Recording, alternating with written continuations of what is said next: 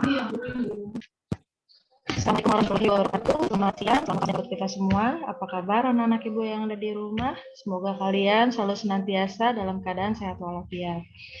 Ingat ya, pandemi COVID-19 masih ada, jadi ibu berharap yang ada di rumah tetap jaga kesehatannya, protokol kesehatannya tetap dijaga, kalau mau keluar rumah tetap harus pakai masker. Nah, menindaklanjuti pertemuan kita hari ini, berarti kan sebelumnya kita sudah melihat materi yang sama. Nah, sama-sama menelaah tentang unsur kebahasaan. Nah, di pertemuan yang ini kita melanjutkan tentang masih sama, yaitu materinya tentang unsur kebahasaan. Jadi Ibu akan melanjutkan lebih detailnya lagi tentang unsur kebahasaan dalam teks ulasan. Tapi sebelumnya, sebelum dimulai, ada baiknya kita berdoa dulu menurut agama dan kepercayaan kita masing-masing. Semoga apa yang sudah Ibu jelaskan, kalian bisa terima dengan baik. Berdoa dimulai.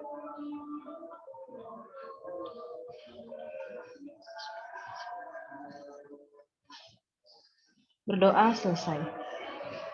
Baiklah, kalau kemarin kita sempat mempelajari tentang unsur kebahasaan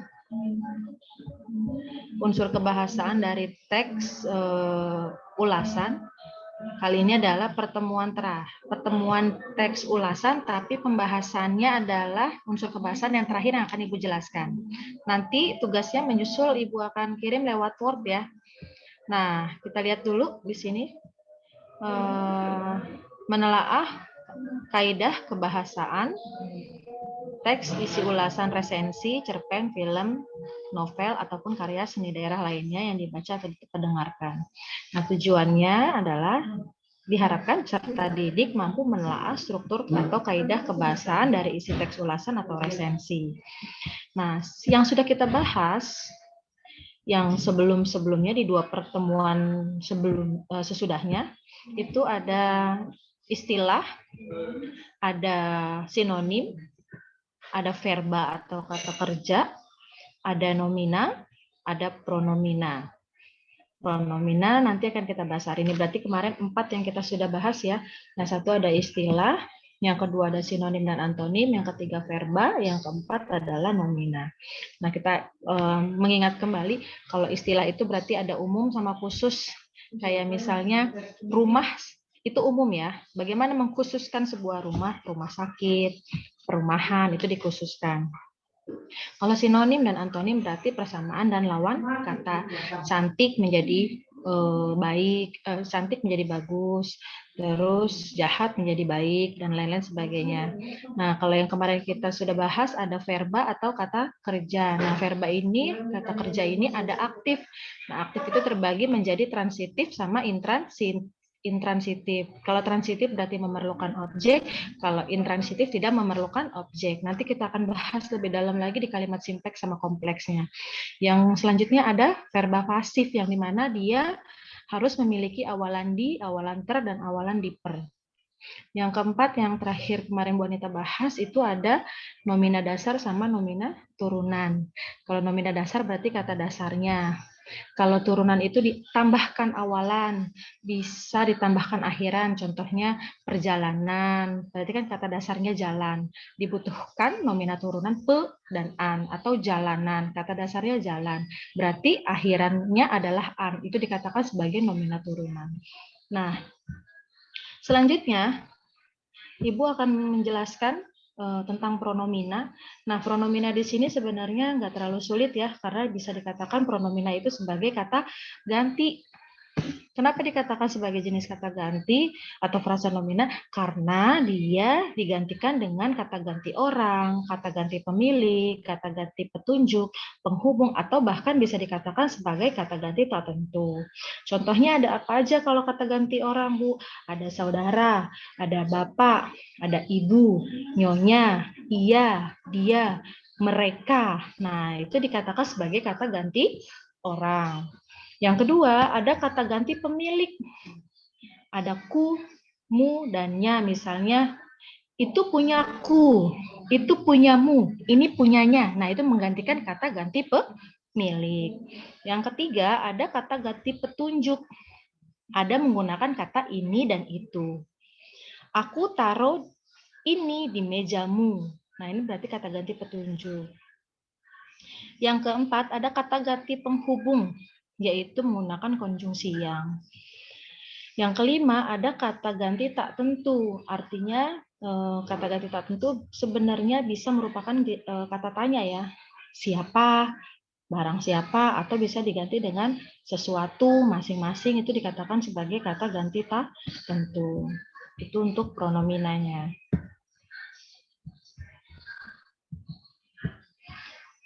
Yang keenam, kita ada tentang konjungsi atau kata penghubung. Nah, biasanya kalau dalam teks ulasan ini pada umumnya, biasanya konjungsi yang digunakan, satu ada koordinatif, yang kedua ada korelatif, yang ketiga ada konjungsi antar kalimat, yang dimana ketiga konjungsi tersebut memiliki konjungsi yang berbeda-beda. Kalau seumpamanya konjungsi koordinatif itu biasanya ada dan, atau, tetapi. Nah, itu digunakan konjungsi itu biasanya kalau koordinatif. Contohnya kalau dalam sebuah kalimat, kakak menyukai sepak bola, tetapi ibu melarangnya. Berarti kan ada konjungsi tetapi. Atau misalnya bisa kita juga ganti misalnya Dodi berjalan dan adik naik sepeda. Itu ada konjungsi dan. Biasanya lebih digunakan konjungsi koordinatif. Yang kedua, ada konjungsi korelatif. Artinya, kalau konjungsi korelatif itu ada kalimat menggunakan kata baik, disisipkan kalimat lagi, disisipkan dengan konjungsi yang lainnya. Artinya misalnya maupun, melainkan, tetapi, dan lain-lain sebagainya. Contoh, Dodo bukan marah terhadap Dodi, melainkan, nah ini kan ada kata Dodo bukan, nah bukannya ini kan sebagai konjungsi korelatif. Dodo bukan marah terhadap Dodi, melainkan sebagai konjungsi korelatif. Hanya ingin memberikan pelajaran agar tidak mengulangi kesalahan yang sama. Nah ini dikatakan sebagai konjungsi korelatif, bukan titik-titik, melainkan. Jadi kalau misalnya anak-anak ibu yang ada di rumah, kok konjungsi korelatif baik titik-titik maupun titik-titik, berarti ada kata baik ditambahkan kalimat, ditambahkan konjungsi, ditambahkan kalimat lagi. Jadi titik-titiknya itu untuk mengisi kalimat yang selanjutnya, makanya dikatakan konjungsi korelatif. Yang ketiga, ada konjungsi antar kalimat. Di sini contohnya ada sebaliknya, di samping itu selanjutnya. Nah, kalau contoh yang Ibu buat di sini adalah Ibu tidak menginginkan baju di mall itu, sebaliknya Ibu ingin makan sushi. Nah, berarti di sini ada kata sebaliknya sebagai konjungsi antar kalimat. Bu, apakah konjungsi antar kalimat itu hanya sebaliknya, di samping itu, dan selanjutnya? Iya, berarti penggunaan konjungsi antar kalimat berarti menggabungkan kalimat yang satu dengan kalimat yang lain. Bisa dengan demikian boleh. Di samping itu juga boleh dikatakan konjungsi antar kalimat. Makanya Ibu kasih contoh hanya beberapa saja seperti yang lumrah atau yang sering terlihat dalam sebuah teks ulasan. Sebaliknya, di samping itu, dan selanjutnya. Kita lihat ada yang ketujuh, ini namanya preposisi. Artinya apa? Ada kata depan. Nah, di sini Ibu kasih tanda kurung. Jadi kalau dikasih tanda kurung itu kata depan ada apa saja? Ada di, ke, dari, pada, dengan, secara, tanpa, bagi. Nah, ini dikatakan sebagai kata depan. Kalau ada kata dilakukan, itu namanya bukan kata depan, tetapi awalan kalau dilakukan. Karena ada kata dasar laku. Ya. Contoh misalnya, ayah pergi ke pasar naik angkot. Ada menunjukkan kata depan. Ayah pergi ke pasar. Karena kalau kata depan itu biasanya lebih menyatakan tempat. Makanya di sini contohnya ayah pergi ke pasar naik angkot. Berarti ke pasar itu dikatakan preposisi. Tapi preposisi itu kuncinya adalah harus menyatakan tempat. Di Depok, ibuku dilahirkan. Berarti ada di sama Depok menyatakan tempat. Dari rumah, nenek berjalan ke pasar Musi. Ada menyatakan tempat. Nah, itu dikatakan sebagai preposisi atau kata depan. Jadi, anak-anak ibu yang di rumah harus bisa membedakan awalan sama preposisi. Kalau preposisi itu harus kaitannya dengan kata tempat. Daripada, tanpa, secara. Nah, itu harus dikaitkan dengan kata tempat. 8, ada artikel. Biasanya membatasi jumlah makna nominanya. Biasanya di sini dipakai untuk teks fabel ya, ada kata si dan sang. Contohnya Ibu buat di sini, si monyet cantik itu sedang makan pisang. Karena ada kata si monyet. Nah, penggunaan kata si sama monyet ini kan menggunakan huruf kapital karena apa? Menyatakan si itu adalah si monyet cantik itu, makanya menggunakan kata si. Nah, biasanya artikel ini hanya digunakan menggunakan kata sandang. Kata sandang itu biasanya digunakan dalam teks fabel. Jadi kalau di novel ada, tapi biasanya menggunakan si pergi bersama temannya ke bioskop. Nah, berarti kan ada kata si. Atau misalnya sang fajar mulai terbit atau misalnya sang fajar mulai timbul dari tidurnya. Berarti kan sudah ada sangnya ya. Itu penggunaan kata biasanya membatasi makna jumlah nominalnya. Lanjut. Nah, di sini ada kata simplex dan kompleks. Nah, ini yang agak sedikit banyak ya. Ada simplex dan kompleks. Artinya kalau simplex itu adalah terdiri dari satu subjek dan satu predikat. Kuncinya, kalau kalimat simplex berarti punya satu subjek, satu predikat, tapi tanpa konjungsi atau tidak punya yang namanya kata penghubung. Contoh, adik sedang belajar. Adiknya subjek, sedang belajarnya predikat. Karena sedang belajar adalah sesuatu yang sedang dilakukan sama si adik. Jadi kalau ada subjek harus ada predikat atau kalimat selanjutnya untuk menjelaskan sedang apa si subjek tersebut. Jadi di situ kalau sedang bukan predikat ya, kalau misalnya sedangnya predikat itu udah pasti salah. Tapi harus ada kata yang menambahkan. Namanya predikat. Jadi kalau misalnya sedang cuma dijadikan predikat aja itu salah. Jadi harus ada tambahan kalimat selanjutnya. Apa yang dilakukan sama si subjeknya.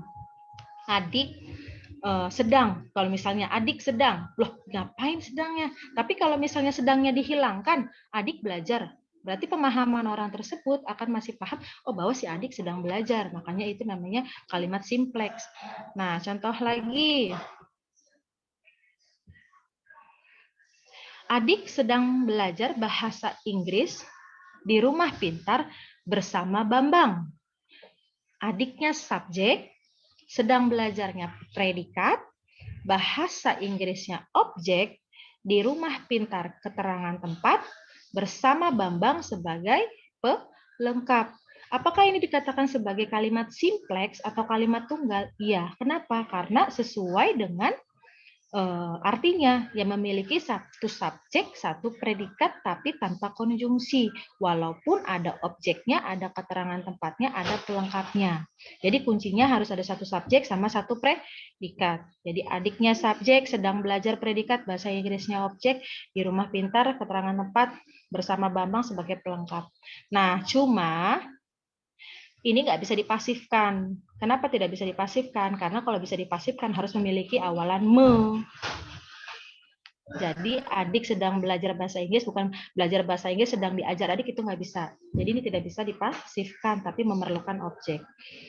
Yang B, atau yang selanjutnya, ada kalimat kompleks. Artinya adalah kalimat majemuk. Kuncinya apa? Kalimat majemuk memiliki dua subjek dan dua predikat, ditambahkan lagi dengan konjungsi. Jadi perbedaan simplex sama kompleks, simplex kalimat tunggal hanya subjek dan predikat tanpa konjungsi. Kalau kalimat kompleks, kalimat majemuk yang memiliki dua konjungsi, yang memiliki satu konjungsi, dua subjek, dan dua predikat. Nah, kalimat majemuk ini dibagi menjadi 3. Yang pertama ada majemuk setara, majemuk bertingkat, sama majemuk campuran. Perbedaannya adalah dari kalimat majemuk setara sama bertingkat, kalau majemuk setara biasanya ditandai dengan kata penghubung dan, tetapi, sehingga, atau. Berarti kalau kalimat majemuk bertingkat, boleh konjungsi lain selain 4 yang ada di majemuk setara. Itu dikatakan sebagai majemuk bertingkat. Jadi cirinya sama. Dua subjek, dua predikat punya konjungsi. Tapi kalau ketemu majemuk setara sama bertingkat, yang membedakan adalah dari segi konjungsinya atau kata penghubungnya. Majemuk setara ada 4 ya. Dan tetapi, sehingga, sama, atau. Berarti kalimat majemuk bertingkat itu di luar 4 konjungsi majemuk setara. Kita lihat contoh majemuk setara. Ayah minum kopi ditemani pisang goreng dan ibu memasak nasi di dapur. Kita lihat, ini maaf agak kegeser sedikit ya. Ayahnya subjek, nanti Ibu akan perbaiki ketika PPT-nya Ibu share. Ayah subjek, minum sebagai predikat, kopi sebagai objek, ditemani pisang goreng sebagai pelengkap, dannya konjungsi, ibunya subjek, memasak predikat, nasi objek, di dapur keterangan tempat. Ini agak-agak ada pergeseran ya. Nanti Ibu akan perbaiki. Ayah subjek, minum predikat, kopi objek, ditemani pisang goreng sebagai pelengkap, dannya adalah konjungsi, ibunya adalah subjek, memasak sebagai predikat, nasi sebagai objek, di dapur sebagai keterangan tempat. Nah, ini menggunakan majemuk setara. Ibu pakai konjungsi dan. Ayah minum kopi ditemani pisang goreng dan ibu memasak nasi di dapur. Sesuai nggak dengan ciri dari kalimat kompleks atau kalimat majemuk? Sesuai, karena apa? Punya 2 subjek dan punya 2 predikat. Ditambahkan ada konjungsi dan. Kita lanjut. Ada contoh dari majemuk bertingkat. Yang tadi ya, berarti konjungsinya selain dari yang 4 tadi ya, boleh dikatakan sebagai kalimat majemuk bertingkat. Joni pergi ke sekolah meskipun ia tidak punya uang. Joninya subjek, perginya predikat, ke sekolahnya adalah keterangan tempat, meskipun itu adalah konjungsi, ianya sebagai subjek, tidak punya uangnya sebagai predikat. Nah, ini tadi pronominanya ada nih. Si ia ini dikatakan pronomina karena pengganti kata si Joni. Ianya ia siapa? Bukan ia orang lain, tapi ia si Joni. Joni pergi ke sekolah meskipun, kalau misalnya mau digunakan Joni lagi juga nggak apa-apa. Tapi biasanya kalau kalimat majemuk bertingkat setelah ada konjungsi, itu diganti dengan kata ganti pronomina yang lain. Apakah ia, ataukah namanya tersebut, dan lain-lain sebagainya. Jadi Joni pergi ke sekolah meskipun ia atau meskipun dia tidak punya uang. Joninya subjek, perginya predikat, ke sekolahnya sebagai keterangan tempat, meskipun sebagai konjungsi, ianya subjek, tidak punya uang sebagai predikat. Ingat ya, kalau kalimat majemuk bertingkat dan setara, biasanya setelah konjungsi itu harus ketemu lagi sama si subjek, baru dikatakan sebagai kalimat majemuk. Dan yang terakhir itu ada majemuk campuran. Di sini contohnya sama, cirinya 2 subjek 2 predikat, bahkan boleh lebih dari 2 subjek dan 2 predikat. Terus konjungsinya juga boleh lebih dari 2. Namanya majemuk campuran, berarti kalimatnya campuran. Contoh, ayah membatalkan perjalanannya keluar kota dan Alia terpaksa tidak mengikuti ulangan matematika di sekolah ketika Ibu Alia dibawa ke rumah sakit. Nah, ini dikatakan majemuk campuran karena konjungsinya lebih dari 2. Terus subjek dan predikatnya juga lebih dari 2. Ayahnya subjek, membatalkan sebagai predikat, perjalanannya objek, keluar kota sebagai keterangan tempat, dannya sebagai konjungsi, alianya sebagai subjek, terpaksa. Nah, ada kata terpaksa tidak mengikuti ulangan matematika. Terpaksanya sebagai predikat, tidak mengikuti ulangan matematika sebagai pelengkap di sekolah sebagai keterangan tempat. Ada kata ketika ketemu konjungsi lagi. Ketikanya konjungsi, ibunya subjek, ibu alianya subjek, dibawa predikat ke rumah sakit sebagai keterangan tempat. Berarti dia punya 3 subjek, 3 predikat, dan ada 2 konjungsi atau 3 konjungsi.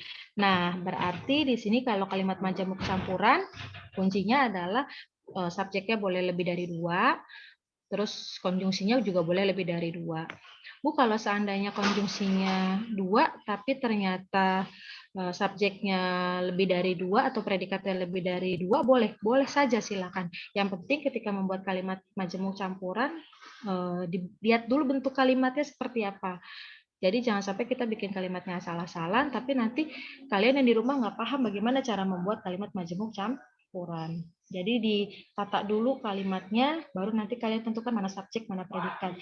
Nah itu makanya unsur kebahasaan dalam teks ulasan itu agak sedikit banyak. Kalaupun mau mengulas sebuah karya sastra, salah satunya adalah kuncinya kita mau baca. Jadi setiap kalimat itu pasti ada subjeknya, ada predikatnya, ada kalimat majemuknya, dan lain-lain sebagainya. Kalau kita kan ketemu novel, ketemu drama, ataupun ketemu puisi, ataupun ketemu yang lain-lain, kita pikir itu hanya dibaca. Tapi ketika kita mengulas atau meresensi, menilai sebuah produk, atau misalnya mengevaluasi karya sastra seseorang, salah satunya unsur kebahasaannya ini agak banyak. Nah, mudah-mudahan apa yang Ibu sampaikan hari ini bisa kalian pahami. Kurang lebihnya Ibu mohon maaf. Nanti kalau misalnya ada yang belum paham, boleh silakan ditanyakan langsung. Boleh WA sama Bu Anita atau misalnya WA sama guru yang ngajar di kelas kalian masing-masing. Nah, ini materi unsur kebahasaan. Nanti untuk tugasnya Ibu akan share di grup wali kelas agar wali kelas nanti bisa menyampaikan ke kalian semua yang sudah nonton video ini. Nah, kan sudah ada caranya nih dari mulai unsur kebahasaan, istilah, dan sampai kalimat simpleks dan kompleks. Jadi mudah-mudahan tugas yang Ibu kasih bisa kalian kerjakan dengan baik. Oke, terima kasih buat hari ini. Tetap jaga kesehatan dimanapun kalian berada. Karena sehat itu mahal. Sampai ketemu lagi ya di pertemuan selanjutnya. Assalamualaikum warahmatullahi wabarakatuh.